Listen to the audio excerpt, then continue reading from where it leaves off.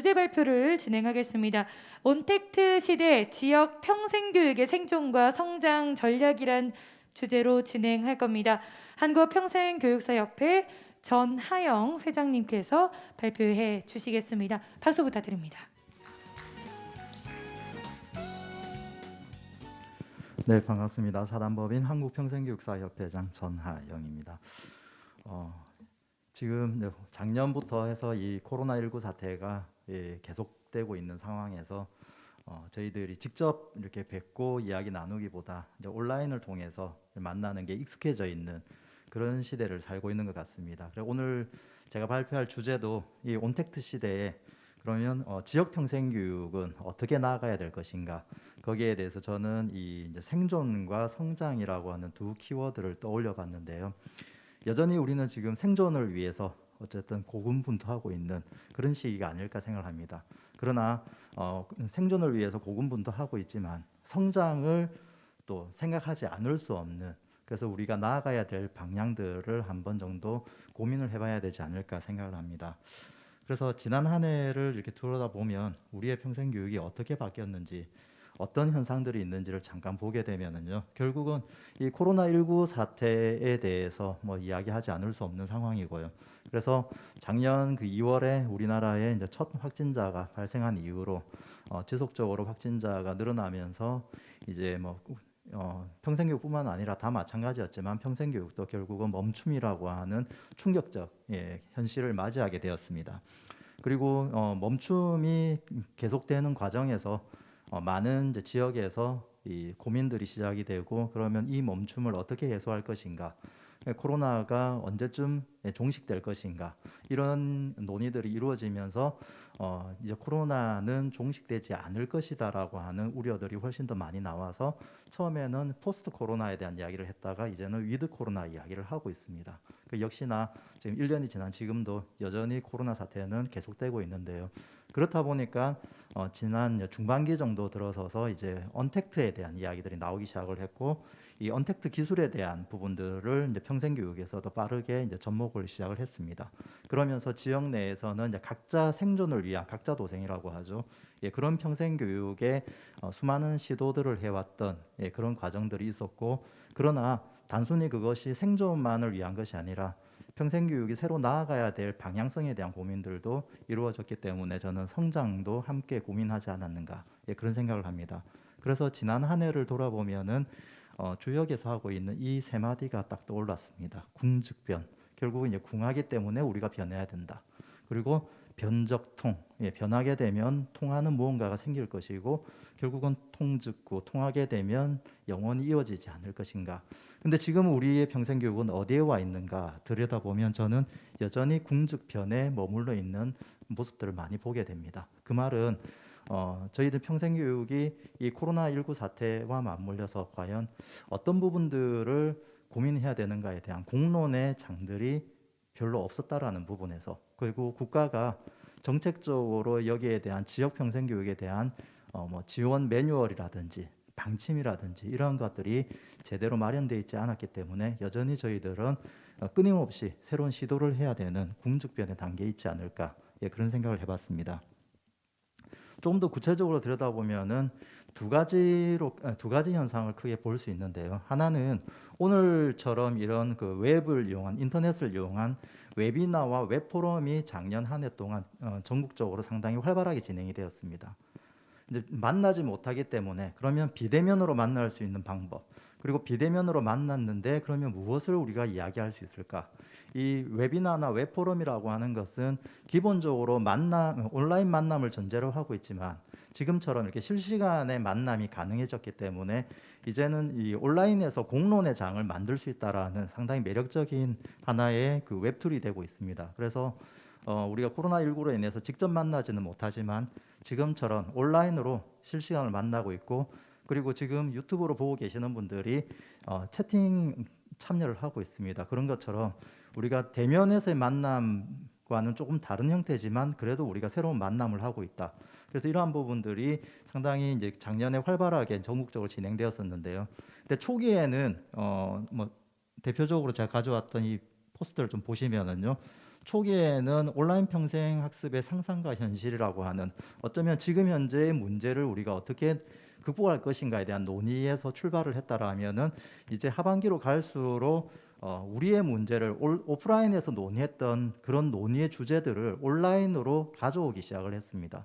그래서 보시면은 능동적 소비자에서 주체적 시민으로 혹은 주민자치와 평사학습을 말하다 이렇게 이제는 단순히 우리가 지금의 문제를 극복해내는 방안을 찾자라는 것을 넘어서서 평생교육이 본래적으로 고민하고 있던 문제들을 온라인의 공론의 장으로 가져왔다라는 것은 생존을 넘어서 성장이라고 하는 부분까지도 논의를 하고 있다. 그리고 또 여기에서 중요한 것은 이게 지역성을 탈피해서 전국적인 참여를 이끌어낼 수 있다라는 강점들도 가지고 있습니다. 오늘도 제가 지금 발표하기 전에 계속 유튜브를 같이 보고 있는데요. 지금 전국에 있는 평생교육 관계자분들이 유튜브를 시청하시면서 채팅을 하고 계십니다. 그런 것처럼 이제 평생교육이 지역성을 넘어서 이 범용성을 가지고 있는 전국적인 우리의 논의 장으로 끌고 나갈 수 있다는 점에서는 웨비나나 웹포럼 같이 이런 방식이 상당히 매력적으로 다가오고 있다는 점에서 아마 올해도 상당히 활발하게 진행이 될 것이고요. 오늘 지금 발표를 저 앞서 해주셨던 우리 성남시의 과장님이 오셨는데요. 성남시도 다음 주 26일 날 오후 2시에 웹포럼을 진행을 합니다. 거기에서도 이 평생교육과 관련된 다양한 논의들이 진행이 되는데요. 이런 것처럼 이제는 내가 일하는 곳에서, 내가 생활하는 곳에서 다른 지역의 이야기를 들을 수 있는 그런 강점들을 이 웹이나나 웹포럼에서 발휘를 하고 있다고 볼 수 있습니다. 그리고 온라인 평생교육이 생각보다 다양한 형태로 지금 작동이 되고 있습니다. 지금은 화면에 보시는 것은 제가 어느 약간의 순서를 가지고 좀 정리를 한 것인데요. 초기에 온라인 평생교육을 이제 각자 도생의 방식으로 시작을 할 때는 결국은 온텍스트 기술을 배우는 것, 기능을 익히는 데 초점을 맞췄습니다. 그래서 저희 협회에서 진행했던 서울시 평생교육진흥원하고 함께했던 이 줌 앞에서 고군분투하는 그대를 위해라고 하는 이 온라인 연수처럼 이 온택트 기술과 기능을 어떻게 배울 것인가 여기에 많은 관심들을 가졌었고요. 근데 이 단계를 넘어가면서 이제 온라인에서 평생교육이 작동되기 위한 인력들에 대한 이 양성 과정들이 진행이 됩니다. 그 부분이 이제 온라인 평생학습 강사 양성이라든지 디지털 퍼실리테이터, 러닝 PD와 같은 디지털 활동가들을 양성하는 이러한 교육들이 열리기 시작을 했고요. 그리고 이제 급기야는 기존의 오프라인에서 진행되고 있던 프로그램들을 온라인화하기 시작을 했습니다. 심지어는 이제 온라인 평생교육의 이제 브랜드를 창출하는 그런 지역도 나왔는데요. 그 중에 하나가 이 부산 연제구에서 하고 있는 손안의 학교처럼 이제는 온라인 플랫폼을 가지고 있는 평생교육을 작동시키기 시작을 합니다. 이렇게 다양한 형태로 온라인 평생교육을 상당히 활발하게 진행을 했던 게 지난 한 해였다라고 생각을 하는데요. 이런 현상들을 보면서 평생교육이 처음에는 멈췄지만 갈수록 상당한 시도를 통해서 또 상당한 성장까지도 이루어가는 그런 모습들을 만나볼 수 있었습니다. 그리고 그렇다 할지라도 사실은 지금 1년이라는 기간 동안에 이 작은 경험으로 온라인 평생교육 혹은 이 온택트 시대의 평생교육의 모든 것을 이야기하기는 쉽지 않을 것 같습니다. 그래서 몇 가지의 저 나름대로의 발전 방안들을 좀 정리하면서 제안을 좀 드리고 싶은 게 첫 번째는 이제는 온라인 기술을 배우는 것을 넘어서서 이제 온라인을 어떻게 올바르게 활용할 것인가에 대한 고민들도 함께 나눠야 되지 않을까. 이제 이러한 부분들이 이제 공론의 장으로 나와야 되지 않을까 생각하는데요. 그 대표적인 것이 디지털 리터러시, 미디어 리터러시라고 하고 있는 디지털 문해. 이 부분을 이제 우리는 또다시 한번 접근을 해야 되지 않을까 생각합니다. 이 말은 온라인 관련된 디지털 기기들을 다루는 것을 넘어서서 이 온라인 상에서 이루어지고 있는 수많은 정보와 지식들 중에서 우리에게 유용한 정보와 지식, 양질의 지식, 올바른 지식들을 어떻게 걸러내고 받아들일 것인가에 대한 비판적 판단력을 키우는 것이 저는 디지털 미디어 리터러시라고 봅니다. 특히나 지금 오늘도 유튜브로 보고 계시는 분들이 많으신데요. 유튜브에 무분별하게 나와 있는 난립하고 있는 이 잘못된 정보와 지식들을 걸러낼 수 있는 우리들의 역량들이 이제는 이 디지털 세상에서도 키워져야 되지 않을까. 그리고 그러한 것들이 올바르게 또 소통을 할 수 있도록 하는 소통의 역량도 함께 키워야 되는데요. 그런 부분들이 소통을 한다라는 것은 결국 사회적 소통이 될 것이고 거기에 맞춰서 따르는 이 책임과 이 권한에 대한 부분들도 이제는 논의를 해야 되지 않을까. 예, 그런 부분이 저는 디지털 시민성이라고 이야기하고 싶습니다. 그런 것처럼 물론 현실 세계가 존재하고 있지만 디지털 세계라고 하는 새로운 세계가 지금 만들어지고 있습니다. 그런 과정에서 이 디지털 세계가 제대로 작동할 수 있도록, 올바르게 작동할 수 있도록 우리는 어떤 디지털 시민성을 기를 것인가, 이런 부분들도 이제는 평생교육에서 고민을 해야 될 것이고, 물론 작년 한 해 동안 이 평생교육 현장을 보면 이런 부분들 고민하고 있는 모습들을 상당히 많이 보게 됩니다. 그러나 이러한 것들이 국가적으로, 지역적으로 조금은 이렇게 체계적으로 이 공론의 장을 만들어갈 수 있는 그런 기회들이 있어야 되지 않을까 생각을 합니다. 그리고 우리 성남시 과장님께서 발표하시면서 말씀하셨던 이 블렌디드 러닝에 대한 부분들도 이제는 우리가 조금 더 적극적으로 도입을 해야 되지 않을까 생각합니다. 물론 작년에 그 다른 지역, 많은 지역에서 이 블렌디드 러닝 혹은 뭐 플립드 러닝이라고 해서 온라인과 오프라인을 혼합한 형태의 평생교육을 진행을 하는 지역들도 만나게 되었는데요. 결국은 이 위드 코로나 시대에서는 온라인도 활성화되지만 오프라인도 기존에 가지고 있는 강점들이 있기 때문에 없어지지는 않을 거라는 거죠. 그렇다고 봤을 때는 어떻게 융합할 것인가. 제가 봤을 때 이 온라인 평생교육이 가지고 있는 가장 큰 강점은 결국은 이 지역적인 한계를 넘어선 이 사이버 세계에서의 거대한 공론의 장을 만들 수 있다라는 강점을 가지고 있습니다.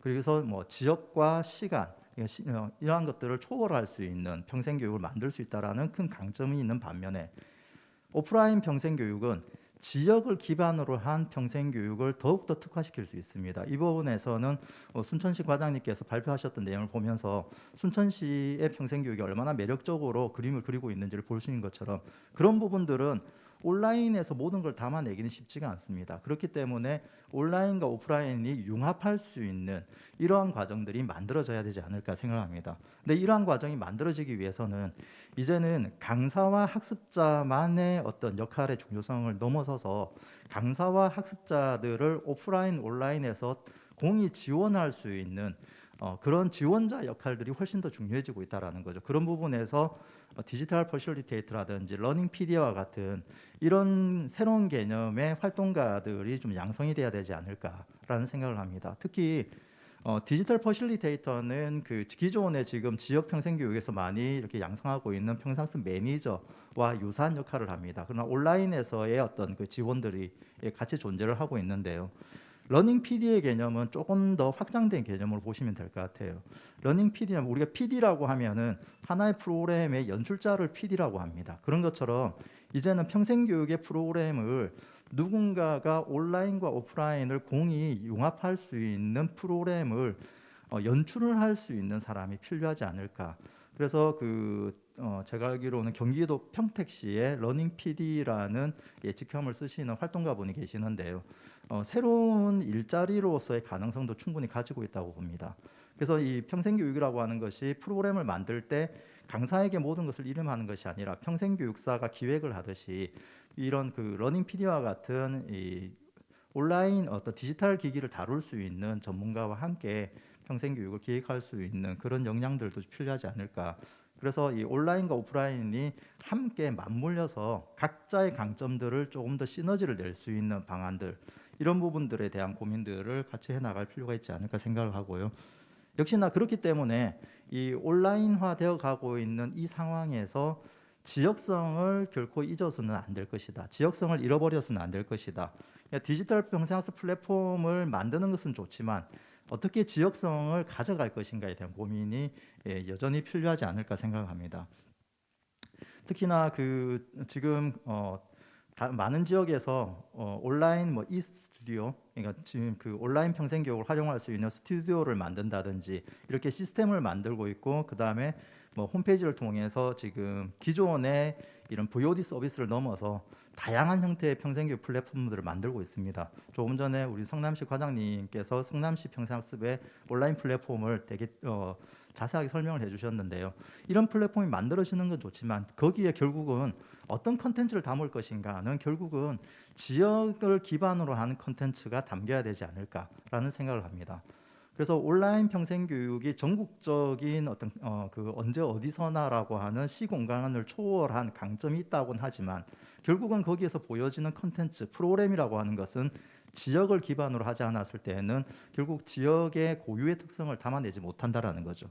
그러면 그렇게 하기 위해서 우리가 무엇을 해야 되느냐는 첫 번째는 기존의 평생교육 자원들을 적극적으로 활용을 해야 된다는 것이죠. 아무리 온라인화 되어 간다지만 기존에 우리가 쌓아왔던 평생교육의 자원들, 그 경험들을 버리고 새로운 세계로 가는 것이 아니라 기존에 우리가 해왔던 것을 토대로 온라인 세계를 만들어가는 것이라고 생각합니다.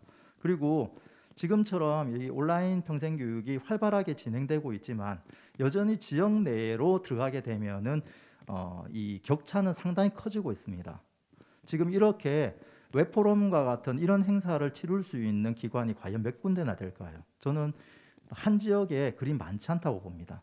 그러면 우리 지역에 있는 수많은 평생교육, 작은 시설들이 엄청나게 많은데요. 그들도 이러한 장에서 함께 논의를 해야 되는데 그런 부분들을 하기 쉽지 않다라는 거죠. 그래서 지역 내에 있는 다양한 관계기관 그리고 이해 당사자들이 만나서 논의의 장을 만들어야 됩니다.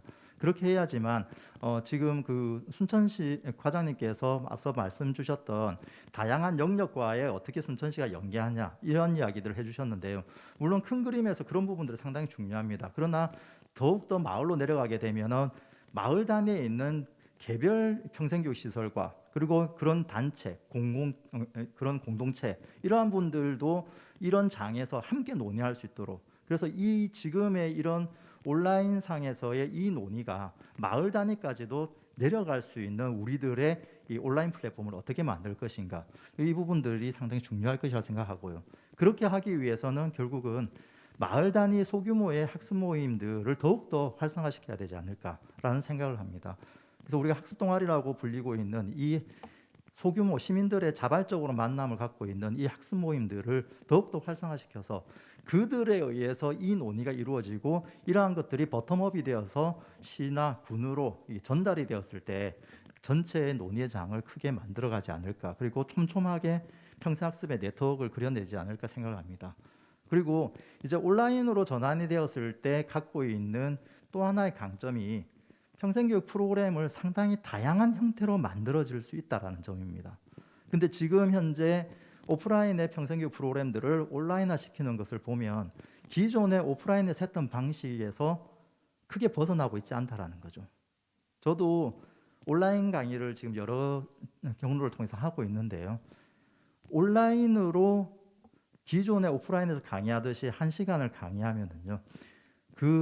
요즘 줌을 많이 활용하는데요. 줌을 보고 있는 학습자들은 상당히 지칩니다. 오프라인에서는 같이 호흡을 할 수 있는 여건이 되지만 온라인에서는 일방적으로 이야기를 할 수밖에 없어요. 그런데 여전히 우리는 온라인에서의 강의도 3시간이면 50분 강의하고 10분 쉬고 이 형태로 진행이 되고 있습니다. 그리고 강의 위주의 강의들만 열리고 있어요. 그랬을 때 온라인에서 과연 교육적 효과를 우리가 얼마만큼 기대할 수 있을까요? 쉽지 않다라는 거죠. 시간뿐만 아니라 교육의 형태도 마찬가지라는 거죠. 근데 크게는 교육의 형태는 저는 2가지로 나눕니다. 지금처럼 직접적인 메시지를 전달하는 강연의 형태가 있을 것이고요. 또 하나는 우리 선생님들이 그 TV 프로그램에 예능 프로그램들을 보시는 것과 비슷한데요. 누군가가 즐기고 있는 것을 간접적으로 보면서 간접적으로 거기에서 인사이트를 얻는 방식. 저는 이 방식이 온라인에서는 상당히 매력적이라고 봅니다. 그래서 온라인에서의 강의라고 하는 것은 직접적으로 학습자에게 메시지를 전달하는 것도 있지만 그들이 학습을 즐기고 있는 모습을 우리가 TV 예능 프로 보듯이 볼 수 있고 그걸 통해서 학습자들이 나도 저 사람처럼 매력적으로 저런 일을 하고 싶어라고 하는 그런 마음을 먹게 만드는 방식. 그리고 시간도 마찬가지죠. 여러분들이 유튜브에 들어가서 영상을 보실 때 일단 기본적으로 5분 이상 넘어가는 것들은 잘 안 보려고 하실 거예요. 특히 젊은 세대는 마찬가지입니다. 근데 오늘 지금 2시간 정도 진행하잖아요. 근데 2시간 동안 유튜브에서 안 나가고 계시는 분들 정말 대단하신 분들이에요. 그분들에게는 반드시 뭔가 이렇게 지원을 해드려야 됩니다. 쉽지 않다라는 거죠. 근데 평생교육 프로그램 보면은 대부분이 1시간, 2시간 이렇게 긴 영상들이 많이 올라와 있습니다. 보기 너무 힘들다라는 거죠. 그럼 그걸 어떻게 하면 우리가 이 분할을 해서 매력적으로 보여줄 것인가? 이제 에듀 엔터테이너라고 하는 것이 단순히 개념적으로 등장하는 것이 아니라 평생 교육에서도 고민을 해봐야 되는 게 아닐까, 예, 그런 생각을 합니다. 그래서 이 오프라인과 온라인을 어떻게 적절히 융합하면서 새로운 방식의 평생 교육의 모습을 보여줄 것인가.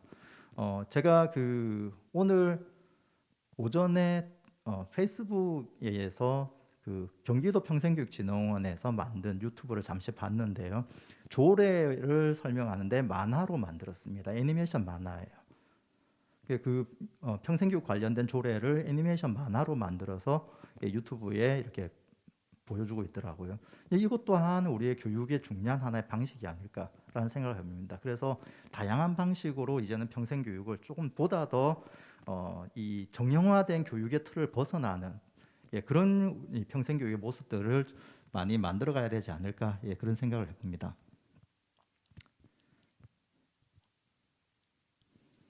예, 화면이 한 장이 그냥 넘어갔는데요. 이제 마무리 지으면서 몇 가지 좀 말씀을 드리겠습니다.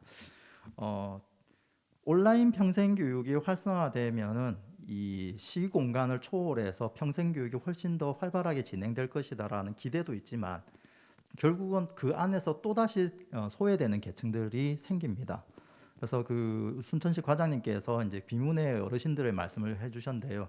맞습니다. 작년에 평생교육에서 가장 많이 소외되었고 기회를 갖지 못했던 분들이 바로 비문의 어르신들과 그 다음에 장애인 평생학습자들입니다. 물론 그 외에도 다양한 분들이 계시는데요. 이 온라인 평생교육이 활성화되고 이러한 것이 이 중요한 의미는 많은 분들이 이제 시공간에 제한 없이 참여할 수 있다는 부분이 있지만 거기에는 딱 한 가지의 전제가 포함되어 있습니다. 뭐냐면요, 여러분들이 지금 가지고 계시는 스마트폰과 같은 온라인 평생교육에 참여할 수 있는 기기를 가지고 있느냐, 여기에서부터 이미 결정이 되어 버립니다. 근데 우리나라처럼 이 IT 강국이자 디지털이 발달한 나라가 없다라고 하지만 그러나 여전히 우리 주변에는 이런 스마트 기기를 갖고 있지 못한 분들이 많이 계십니다. 그들은 평생교육에서 안 그래도 지금 이 기회 자체가 봉쇄되어 있는데 온라인 평생교육은 더더욱이 지금 기회가 봉쇄되고 있죠. 그리고 기기를 갖고 있다 할지라도 그걸 활용할 수 있는 역량이 없는 분들도 계십니다. 그렇기 때문에 저는 온라인 평생교육이 모든 것을 다 대체할 거라는 생각은 하진 않습니다. 그래서 제가 마지막으로 말씀드리고 싶은 말은 대한민국 헌법 제31조 제1항입니다. 저처럼 평생교육을 하는 평생교육사들은 제31조 제5항을 바이블처럼 외우고 있습니다. 제5항은 국가는 평생교육을 진흥하여야 한다. 이게 제31조 제5항입니다. 근데 이 5항보다 앞선 제1항, 예, 화면에 보시는 것처럼 모든 국민은 능력에 따라 균등하게 교육을 받을 권리를 가진다. 저는 제5항은 평생교육의 하나의 그 정책의 출발이라고 보면요, 제1항은 평생교육의 이념이라고 봅니다. 평생교육이 지향해야 되는 것은 결국은 그 누구도 이 교육에서 소외받아서는 안 된다라고 하는 거죠. 그리고 이 대한민국 헌법 아래에 교육기본법이 있습니다. 교육기본법 제3조가 학습권입니다. 거기에는 모든 국민은 자신의 능력과 평생에 걸쳐서 학습을 하고 자신의 능력에 따라서 교육을 받을 권리를 가지고 있고요. 제4조에는 이 학습권에 대해서 그 어떠한 경우에도 차별을 받아서는 안 된다라고 하는 조항이 있습니다. 저는 평생교육을 한다라면 이 세 가지 대한민국 헌법 제31조 제1항과 교육기본법 제3조, 제4조는 아마 마음에 새기고 있어야 되지 않을까 생각합니다. 그래서 지금 우리 사회에 벌어지고 있는 디지털 격차를 해소하고 디지털 정보에 대한 접근성을 확보하고 그걸 통해서 우리는 정말 언제 어디서나 누구에게 배움의 기회가 배제되지 않는 평생교육을 만들어가지 않을까 그런 생각을 합니다. 발표를 마치도록 하겠습니다. 감사합니다. 네, 감사합니다. 한국평생교육사협회 전하영 회장님께서 주제 발표를 해주셨습니다.